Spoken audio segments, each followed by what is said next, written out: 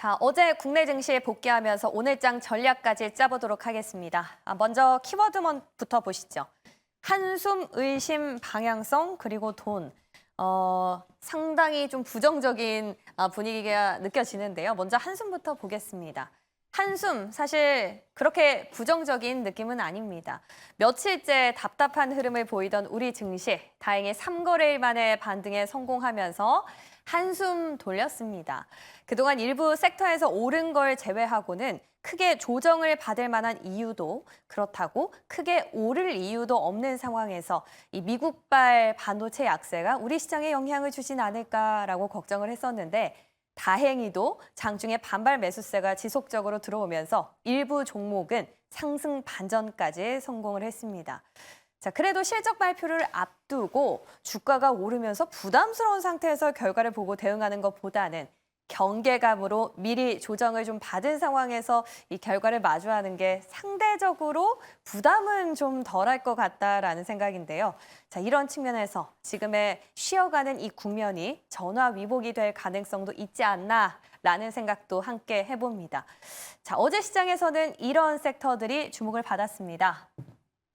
먼저 현대차 그룹주, 이 가운데서 특히 자동차 쪽인데요. 해외 매출이 증가하면서 2분기 실적 기대감이 커지고 있죠.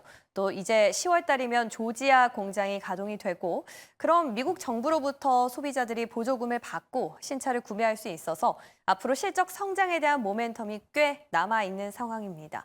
이에 따라 부품주들까지 동반 강세를 보였죠. 그리고 해운주의 경우에는 어제 조선 브리핑하면서도 잠깐 언급을 드렸었지만 운임 상승에 대한 이슈가 계속되고 있고요. 게임주는 NC소프트는 물적 분할 이슈, 그리고 더불어서 위메이드나 네오위즈, 컴투스, 크래프톤 등의 종목이 강세를 보였습니다. 그리고 증권 일부 종목들, 어제는 또 보험, 은행을 넘어섰는데 이제 증권주들도 조금씩 보이고 있고요.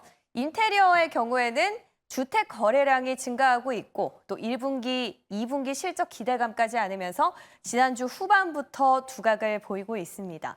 끝으로 방사는 셀온일까요? 한국항공우주가 우리나라 방위사업청과 항공기 계약을 체결했다는 소식, 그리고 폴란드의 항공기 유지보수 업체와도 합의서를 체결했다는 소식이 나왔는데 이에 반응을 한지 좀 장 초반에는 소폭 올랐다가 차익 실현 매물이 나오면서 보합권에서 마무리가 됐습니다. 자, 결국 이번 주는 반도체일까요? 며칠 동안 내리 약세를 보이면서 이제 조정 국면인가 싶었던 엔비디아였는데 어젯밤에 다시 급등하면서 시총 3조 달러로 다시 복귀를 했습니다. 이제 마이크론 실적도 내일 이 시간이면 발표가 될 거고 엔비디아 주총도 앞두고 있는 상황이죠. 자, 그럼 어제처럼 빠질 때를 오히려 기회로 삼아야 하는 건지 많은 생각들이 듭니다. 그래서 오늘은요, 반도체 업황 전반적으로 살펴보면서 투자 전략 고민해 보겠습니다. 제목 보시죠. 반도체 의심에서 확신으로. 그동안 AI 기대감으로 참 많이 올랐었는데 갑자기 몇 거래일 내릴 조정을 받으면서 이제 끝났나? 라는 의심이 들려는 찰나였습니다. 근데 어젯밤에 엔비디아가 다시 올라주면서 결국 AI에 대한 의심의 여지는 없었었나? 아니면 너무 빠지니까 잠깐 올려주는 밀당인가? 더 많은 생각이 들죠. 아직까지 하나 뚜렷하게 지표가 나온 게 없는 상황이라서 생각은 많아지고 의심은 증폭되는 요즘인데요. 결국 시장이 이렇게 생각이 많아지게 된 시작은 엔비디아였습니다. 자, 엔비디아 주가가 어젯밤을 제외하고 지난주부터 3거래일 연속으로 하락하면서 최고점이던 이번 달 18일과 비교했을 때는 무려 13%, 그러니까 10%가 넘게 빠진 겁니다. 동시에 시총도 2천억 달러가 증발하면서 MS랑 애플에 이어서 다시 3위 자리로 내려앉았죠. 많이 올라서 숨고르기에 들어갔다고 하기에는 AI 대표주들의 동반 하락이 더 의심을 부추기게 했습니다. 올해 엔비디아만큼이나 그 못지않은 상승률을 보여줬던 슈퍼마이크로, 그리고 온디바이스 AI 기대감의 상승세를 펼쳐왔던 퀄컴과 ARM까지 그동안 엔비디아와 함께 낙폭이 컸는데요.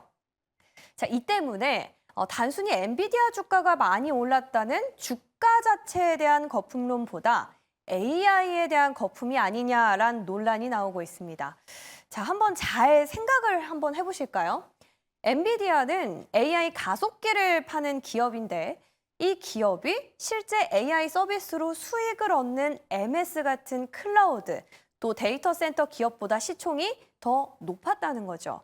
그래서 현재 이런 상황이 매우 기형적이다라는 평가도 나오는데요. 쉽게 생각해서 금광, 즉 AI 수익화 방안이 명확하지 않은 상황에서 일종의 곡괭이 역할을 하는 AI 칩셋 구매가 무한 지속될 건지에 근본적인 의구심이 붙고 있는 겁니다. 반면에 또 다른 쪽에서는 AI 성장에 여념이 없다면서 주가가 조금이라도 떨어졌을 때를 진입 포인트로 삼아서 매수할 때다라고 말하기도 하는데요. 뱅크 오브 아메리카는 AI 하드웨어의 경우에는 5년 사이클 중에서 2년째에 불과하고 또 소프트웨어 측면에서도 성장 여지가 크다고 밝히면서 월가에서는 이 엔비디아의 목표 주가를 150불까지 상향을 하고 있습니다. 그리고 외신도 이 미국 정부가 AI랑 관련해서 중국 규제에 나서고 있다는 사실 자체가 앞으로 AI의 성장성과 안보의 핵심임을 반증한다라고 보도를 내기도 했는데요.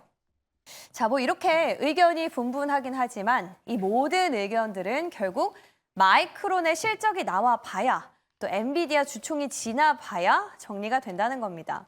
앞으로 반도체 업종의 향방이 이 두 개 이벤트에 달렸다는 데는 이견이 없는 거죠. 일단 이 마이크론의 경우에는 메모리사들 가운데 가장 빨리 실적을 발표한다는 점에서 반도체 시장의 풍향계로서도 역할을 하는데요.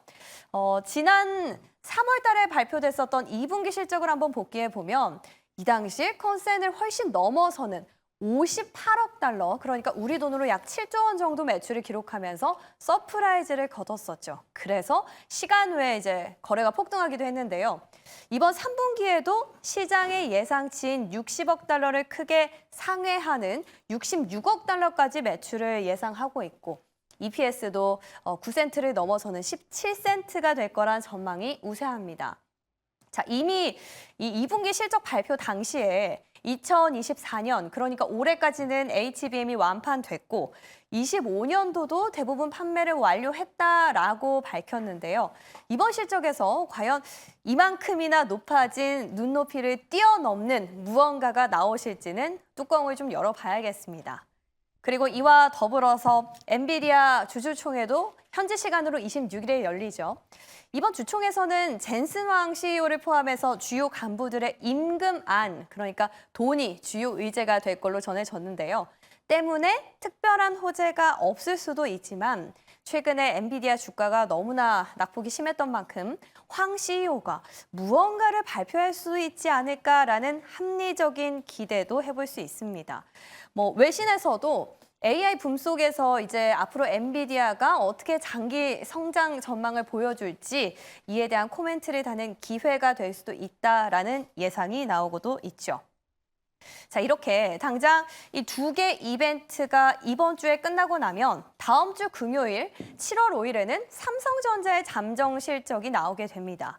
이 삼성전자 먼저 살펴보시면요. 일단 2분기 매출과 영업이익 컨센서스는 한 73조 그리고 8조 원 정도로 각각 추정이 되고 있습니다. 근데 영업이익의 경우에는 전년 동기와 비교했을 때 무려 1,100%가 넘게 증가할 걸로 예상이 되는데요. 자, 이렇게 호실적으로 관측이 되고 있는 배경에는 메모리 출하량 증가와 가격 상승이 포인트입니다. 수요가 부진했는데도 감산을 단행하는 그 시기가 좀 늦어지면서 작년 1분기부터 4분기까지는 적자가 계속해서 누적이 됐었죠. 이렇게 누적된 적자를 합치면 한 14조 원 정도 됐었는데 이 메모리 수요가 작년 말부터 조금씩 회복이 되면서 올해 1분기를 기점으로는 DS 부문이 흑자 전환에 성공을 했었습니다. 때문에 2분기는 완전히 정상 궤도에 진입할 것이다라는 전망이 나오고 있는데요.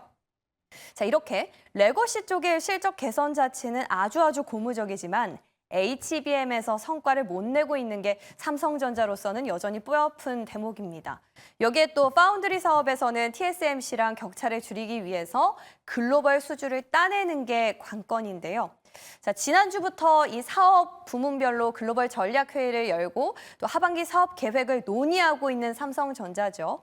어제 또 DS 부문도 회의를 열고 HBM 같은 AI 반도체 사업과 관련한 논의가 이루어졌을 텐데 과연 이번 실적과 더불어서 컨콜에서 어떤 이야기들이 나올지 기대가 됩니다. 자, 반면에 SK 하이닉스는 HBM 효과를 톡톡히 누리고 있었습니다. 하이닉스의 2분기 실적은 한 7월 말에 그러니까 삼성전자보다 좀 텀이 있죠. 한 달 정도 뒤에 공개가 될 예정인데 역시나 또 한 번의 도약이 예상된다라는 평가입니다. 2분기 영업이익의 경우에는 4조 원 정도로 예상이 되면서 작년이랑 비교했을 때는 7조 원 더, 그리고 직전 분기랑 비교해도 무려 60%가 넘게 증가할 걸로 관측이 되는데요. SK 하이닉스는 사실상 엔비디아 물량을 독점적으로 공급하면서 HBM 매출이 크게 반영이 되고 있고 여기에 낸드 중에서는 ESSD가 실적을 견인하면서 증권사에선 영업이익이 5조 원까지도 가능할 것이다라는 얘기가 나오고 있습니다. 자, 최태원 회장의 경우에는 지난 주말에 미국으로 출장을 떠났죠. 한 10일 정도 일정을 소화하면서 글로벌 기업들과 만나서 AI에 대한 협업을 모색할 걸로 보이고 있는데요. 이 새로운 돌파구를 마련할 수 있을지 역시나 좀 지켜봐야겠습니다. 자, 이렇게 마이크론, 반도체 기업들, 미국부터 우리나라까지 쭉 정리를 해보면서 느낀 건 결국 돈이 몰리는 곳에 방향성이 있었다는 겁니다. AI라는 시대 패러다임에 맞춰서 기업들이 HBM 공급량을 늘리기 위해서 투자를 하고 있고 이에 따라서 투자자들도 AI 또 HBM에 주목을 하게 되는 거죠. 자, 근데 이런 측면에서 봤을 때 투자를 하는 것도 돈이지만 실적이 나오는 것도 돈과 관련성이 있습니다. 이번 실적 추정치들을 보면 삼성전자나 SK 하이닉스나 다 레거시 쪽의 수요 회복이 이 실적 상승 전체를 견인하고 있다고 해도 과언이 아니었는데요. 다시 말해서 레거시 수요가 회복이 되면서 이 레거시에 돈이 나온다면 기업들도 이쪽으로 투자를 단행할 수밖에 없지 않나라는 생각이 듭니다. 때문에 앞으로는 HBM과 더불어서 레거시 쪽 캐펙스, 즉 설비 투자를 얼마나 할 것이냐에 대한 것이 바로 삼성전자와 또 SK 하이닉스를 비롯해 소부장단의 주가 흐름에도 적지 않은 영향을 미칠 것 같다라는 생각이 드는데요. 자, AI 거품론부터 마이크론, 삼성전자, 그리고 SK 하이닉스 실적까지 또 향후 소부장단의 투자 전략들도 잠시 뒤에 전문가들과 함께 의견 나눠보면서 확실히 정리해 보도록 하겠습니다. 자, 이렇게 해서 브리핑은 여기서 마무리가 됐고요. 간밤에 나온 이슈 한번 보시죠. 자, 유럽연합이 MS를 반독점법 위반이라고 잠정 결론을 내렸습니다. 어제 애플에 이어서 오늘은 MS인데요. MS의 화상회의 앱인 끼워 팔기가 독점 과점 남용에 해당한다고 결론을 낸 겁니다. 그리고 애플의 이슈도 있었는데요. 아이폰 조립 라인에서 인력을 한 50% 정도 감축한다는 겁니다. 이 조립 공정을 자동화하기 위해서 인력을 감축한다라는 말인데 애플의 이런 인력 감축 이슈는 2022년으로 거슬러 올라가죠. 최대 협력 부품업체인 폭스콘의 공장에서 노동자랑 경찰이 충돌한 사건이 계기가 됐습니다. 당시에 노동자들이 수당이나 또 중국의 엄격한 코로나 방역 정책에 항의를 하면서 대규모 시위를 벌이다가 경찰과 충돌을 하고는 아이폰 생산에 차질이 빚어졌는데요. 이 사건 직후에 애플에서 향후 몇 년 동안 아이폰 최종 조립 공정에 있는 노동자 수를 50%까지 줄일 거다라고 경고를 했습니다. 자, 그렇기 때문에 이에 대한 인력 감축이 이제 본격적으로 시작된 걸로 보이고요. 그리고 인도 관련한 뉴스도 있었습니다. 인도의 자동차 부품 업체들이 멕시코에 투자를 늘리고 있는 걸로 확인이 됐다라는 기사인데요. 멕시코는 아무래도 미국에 인접한 국가죠. 때문에 생산 기지 이전, 즉 니어쇼어링 효과를 활용할 수 있기 때문인데요. 지금 당장뿐만 아니라 향후 2억 달러까지 신규 투자를 추가할 전망이라고 보도가 나왔습니다. 자, 끝으로는 테슬라 소식입니다. 테슬라의 2분기 전기차 판매량이 작년보다 감소할 걸로 알려졌는데요. 유럽발 수요가 줄어들면서 판매량에 영향을 준 거다라는 분석이 있었습니다. 자, 우리가 전기차 판매량과 관련해서는 계속해서 주시해야 할 지표 가운데 하나란 생각이 드네요. 자, 이렇게 해서 간밤 나온 이슈까지 정리가 됐고요. 이제 전문가와 함께 투자 전략 세우러 가보겠습니다.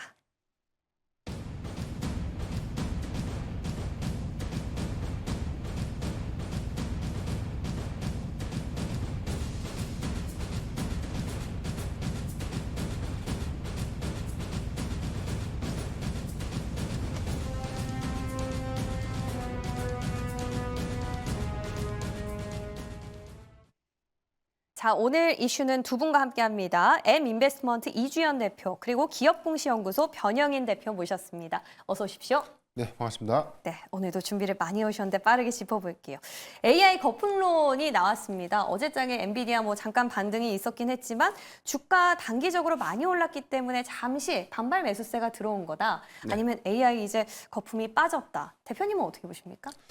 우선 최근에 AI 성장성 그리고 방향성들을 우리가 좀 종합해 보면 최근 실적 기조 브로드컴이라든가 어도비의 실적 발표는 예상치를 좀 상회했던 호실적. 여기 더해서 예상치를 상회하는 가이던스를 좀 제시하면서 이 방향성들은 좀 어느 정도 좀 확인이 된 셈이고요.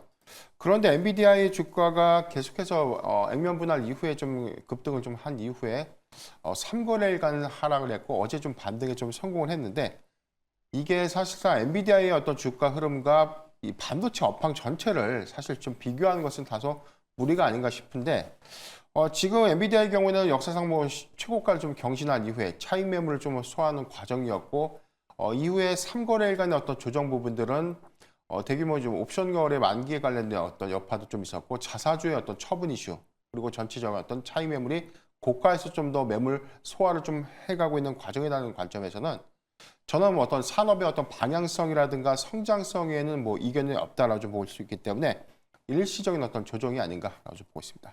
주가 자체에 대한 조정이다라고 정리를 해보면 될 것 같은데요. 그렇다면 AI 시장에 대한 방향성이 아직까지 괜찮다면 우리는 SK 하이닉스로 밀고 가면 될까요? 아니면 삼성전자 기대감으로 설레면 될까요? 네, 일단은 좀 현재로서는 저평가에 대한 매력도가 굉장히 높은 그런 삼성전자를 주목해 보시면 좋지 않을까라고 생각을 하고 있습니다. 물론 SK 하이닉스도 당연히 좋습니다만 최근에 우리 주가 흐름을 보게 되면은 삼성전자와 SK 하이닉스 간의 어떤 주가의 차별화 흐름이 나타나는 게 좀 특징적이었습니다. 네, 일단은 지난 엔비디아가 크게 연속적으로 하락을 했을 당시에 다음 날에 SK 하이닉스가 좀 상대적으로 크게 타격을 받았었는데요. 당일날에만 이제 5% 가깝게 빠지면서 5% 넘게 하락을 하면서 엔비디아 하락분을 그대로 반영하는 모습을 보였었습니다. 근데 다만 삼성전자 같은 경우에는요, 오히려 이제 상승 전환하기도 하고 이제 양봉으로 마감을 하기도 하는 등 굉장히 SK 하이닉스보다는 견고한 모습을 보여줬었는데 이거는 이제 외국인들의 수급에 좀 기인한 거였습니다. 일단은 외국인들 자체도 그 전 세계적인 어떤 글로벌 반도체 기업들 중에서도 좀 삼성전자에 대한 저평가 매력을 좀 보고 좀 유입이 되지 않았나라고 생각을 하고 있고요. 특히나 수급적인 흐름을 봤을 때 외국인들은 최근에 SK 하이닉스 쪽으로는 좀 매도를 하고 있는 반면에 삼성전자 쪽으로는 연속적으로 들어오는 모습을 보여주고 있었습니다. 그래서 이런 점들을 봤을 때 이제 삼성전자의 어떤 매력도를 좀 충분히 기대를 해볼 수 있겠다라고 생각을 하고 있고요. 특히나 이제 올해 3분기에는요, 이제 이 엔비디아죠. 엔비디아의 B100이 양산이 시작이 됩니다. 그럼 HBM의 쇼티지가 더 심화가 될 거다 이렇게 생각을 하고 있는데 그러면 당연히 엔비디아 측에서도 이 수요를 충족시키기 위해서 새로운 벤더를 좀 구축을 할 거로 예상을 하고 있습니다. 이제 마이크론하고 삼성전자가 그 예인데 마이크론이 소폭의 어떤 좀 그 캐파를 제공을 한다라고 하더라도 이제 그걸로는 좀 부족하기 때문에 삼성전자의 신규 벤더 진입이 좀 기대가 될 걸로 현재는 예상을 하고 있습니다. 그래서 이런 점들을 좀 봤을 때 앞으로 삼성전자에 대한 어떤 모멘텀이 더 크지 않을까라고 생각을 하고 있습니다. 결국에 삼성전자도 AI 붐에 따른 기대를 하고 있다라는 의견 같은데요. 그러면 이런 시대 패러다임 때문에 전 세계적으로 지금 반도체 업체들이 HBM 투자는 늘려가고 있잖아요. 네. 근데 실적 전망치를 봤더니 HBM 물론 SK 하이닉스는 좀 반영이 되고 있지만 삼성전자나 뭐 다른 기업의 경우에는 레거시 쪽에 실적이 잘 나올 걸로 보인단 말이죠. 그러면은 이 레거시형 투자는 앞으로 좀 늘까요? 기업들이 어떻게 보세요? 전체적으로 좀 보면 최근에 어떤 투자 확대가 되고 있는 어떤 방향성들은 HBM 뭐 선단 공정 투자 부분에 집중이 좀 되고 있는 부분인데 SK 하이닉스의 경우에는 뭐 수요 부분에 대한 확충 때문에 증설 투자가 좀 더 이루어진 측면들, 그리고 삼성전자라든가 마이크론의 경우에는 이 이후에 관련된 생산 부분, 그래서 좀 마이크론의 경우에는 퀄테스트 승인 이후에 지금 뭐 미국이랑 대만을 주요 말레이시아 공장을 좀 주로 생산 거점으로 좀 지목을 하면서 네. 캐파를 확대시키겠다는 어떤 전략을 좀 발표하기도 했었고요. 삼성전자의 경우에는 아직 퀄테스트 승인을 좀 현재 좀 진행 중에 있지만 이후에 관련된 물량들에 대한 어떤 대응 부분을 좀 선제하기 위해서 공정 투자가 좀 더 이루어지고 있는 흐름으로 좀 보여진다로 좀 보여집니다. 다만 이 레거시 반도체 부분에 대해서는 뭐 HBM에 관련된 가동률들이 상대적으로 좀 높다 보니까 증설 투자가 아직은 좀 쉽지 않은 실정이다라고 좀 보고 있는데 그래요? 이 부분이 내년 기점에서는 뭐 쇼티지 현상이 좀 있을 수 있다라고 좀 보고 있고 범용 반도체 부분에 대한 이 이 과수요가 일시적으로 좀 더 증가될 수 있는 부분 때문에 모건 스탠리의 경우에는 한 23% 정도 칩 수요가 좀 더 증가될 수 있고 이 고대역 부분에 관련된 어떤 칩 수요 부분도 11% 정도가 좀 증가될 수 있다. 그래서 뭐 내년 정도에는 레거시형 반도체 부분에 대한 이 단기간 과수요 국면의 어떤 진입으로 인해서 증설 투자에 관련된 어떤 이슈가 부각이 될 수 있는데 현재는 좀 고려될 수 있는 사항은 아니다라고 좀 보세요. 왜냐하면 뭐 향후 2년 이전에 반도체 재고가 상대적으로 좀 과다하게 좀 더 이 생산이 좀 되면서 업황의 어떤 부진을 좀 초래했던 네. 반도체 회사들이 다소 어떤 보수적인 어떤 증설 투자를 결정할 수 있기 때문에 이런 부분들은 2025년도 상반기 이후의 증설 투자 여부가 조금 더 구체화가 되지 않을까라고 좀 보고 있습니다. 그러니까 작년까지 남아있던 수요가 좀 완전하게 다 소진이 돼야지만 증설에 따른 투자가 좀 나올 수 있다라는 건데요. 레거시 쪽에 캐펙스가 좀 나와야지 소부장단도 탄력을 받을 수 있을 것 같은데 어떨까요? 네, 일단은 지금 앞으로의 추세 자체는 전 상당히 긍정적으로 보고 있기 때문에 지금 뭐 HBM에 대한 수요에만 좀 집중이 돼 있는 시장의 분위기가 레거시 쪽으로도 이제 확산이 되지 않을까라고 생각을 하고 있습니다. 네, 일단은 지금 현재 뭐 디램이나 낸드 가동률 자체가 빠르게 좀 회복세를 보여주고 있고요. 근데 다만 중요한 거는 HBM 쪽으로 이 공정이 많이 좀 집중이 돼 있기 때문에 디램이나 낸드 쪽 레거시 반도체 쪽의 공급이 원활하게 이루어지지는 않고 있는 그런 상황입니다. 그러니까 예상치만큼 더 빠르게 그리고 완벽하게 가동률이 올라갈 수가 없는 그런 상황이라는 거죠. 네, 그렇기 때문에 일단은 이 신규 증설이 불가피한 그런 상황인데 신규 증설도 아직까지는 지금 전체적으로 좀 보수적으로 증설을 하고 있는 그런 상황이기 때문에 공급 자체가 그렇게 원활하게 진행이 될 것 같지는 않습니다. 네, 그러면서 이제 레거시 반도체 쪽의 어떤 가격적인 상승을 좀 생각을 해볼 수가 있을 것 같고요. 근데 이게 뭐 공급적인 측면에서 좀 제한이 되는 거기 때문에 가격적인 그 상승이 공급에만 제한이 된다라는 측면에서 조금 우려를 하시는 분들도 계신데 일단은 우리가 좀 생각을 해봐야 되는 게 또 올해부터 그리고 내년까지도 온디바이스 AI에 대한 수요를 좀 생각을 해야 됩니다. 그래서 공급 충격뿐만이 아니라 이 수요에 대한 그 상승까지도 증가까지도 우리가 좀 기대를 해볼 수가 있기 때문에 그런 점들을 좀 주로 보시면 좋을 것 같고요. 특히나 올해 하반기에 아이폰이 공개가 되는데 이 아이폰 16 시리즈 같은 경우에는 이제 기존에는 한 4GB죠. 4GB 이내로 좀 평균적으로 램이 탑재가 됐다면은 이제는 앞으로는 한 8기가 정도까지 늘어날 걸로 예상을 하고 있습니다. 이거는 핸드폰뿐만이 아니라 PC까지도 마찬가지로 나타나는 흐름이기 때문에 그런 점에서 좀 기대를 해보시면 좋을 것 같고요. 이렇게 신규 증설이라던가 이런 측면에서 부각이 되게 되면은 이제 신규 증설되는 공장에 들어가는 신규 장비들 이런 것들까지도 같이 함께 좀 기대를 해볼 수가 있어서 그쪽으로 좀 기대를 해보시면 좋을 것 같습니다. 네, 전체적인 업황 분위기를 고려했을 때 우리 변영인 대표님은 그러면 탑픽을 어느 쪽에서 주시겠어요? 단기 일정 관점에서는 7월 초에 삼성의 이 국내 파운드리 포럼 행사를 좀 앞두고 있기 때문에 네. 파운드리 협력사와 관련된 이슈가 단기적으로 좀 부각될 수 있다는 부분. 여기서 저는 어부 반도체를 좀 주목하고 있는데 네. 일단 삼성전자의 가전의 AI 전환 가속화, 여기에 들어가는 마이크로 컨트롤 유닛의 공급이 확대될 수 있다는 관점에서 1분기에 다소 좀 부진한 실적을 보여줬던 어부반도체가 2분기를 기점 그리고 하반기를 기점으로 실적 개선의 관점에서 굉장히 좀 중요한 어떤 터닝 포인트를 좀 맞이하지 않을까라 좀 보고 있습니다. 전체 MCU에 관련된 어떤 탑재 부분이 비스포크 AI 모델에 지금 현재 좀 적용이 되고 있는데 가전의 교체 수요가 확대될 수 있는 구간에 어떤 매출 기인도가 굉장히 좀 더 크게 반영될 것이다라고 좀 판단되고 있고요. 7월 초 파운드리 일정 안에서에 대한 주요 파트너사와의 관련된 어떤 이 파운드리 전략들 이런 부분들 좀 고려해 보면 어부반도체는 14,800원 미만 시가 부분에서 좀 접근이 좀 가능하다라고 좀 보고 있고 목표가 17,500원 그리고 손절가 12,700원을 제시해드리겠습니다. 야, 가격 전략까지 고맙습니다. 우리 이지연 대표님은 어떠세요? 네, 신규 장비 주문 증가에 따른 어떤 네. 수혜를 기대해 볼 수 있는 유니셈이라는 종목 좀 가지고 왔고요. 유니셈은 일단 스크러버랑 칠러 장비 담당하고 있는 그런 회사입니다. 스크러버는 이제 그 유해가스 처리하는 장비고요. 그리고 칠러 같은 경우에는 그 반도체 온도 조절하는 그런 장비라고 보시면 되는데 최근에 뭐 냉각 관련한 이슈가 부각이 되면서 이 유니셈도 같은 테마에 엮여서 상승이 나왔던 그런 모습들이 있었습니다. 근데 이것 이외에도 앞으로 반도체 업황이 개선이 되고 그리고 HBM 열풍까지도 모멘텀까지 함께 가지고 있는 그런 종목이기 때문에 앞으로의 추세를 좀 기대를 해볼 수가 있을 것 같고요. 이제 막 바닥에서 좀 턴어라운드 되고 있는 기업이니만큼 그리고 실적도 꽤나 잘 뒷받침 돼주고 있는 그런 기업이니만큼 앞으로 기대를 해보시면 좋을 것 같습니다. 네, 좋습니다. 두 분의 토픽 잘 지켜볼게요. 오늘 도움 말씀 고맙습니다.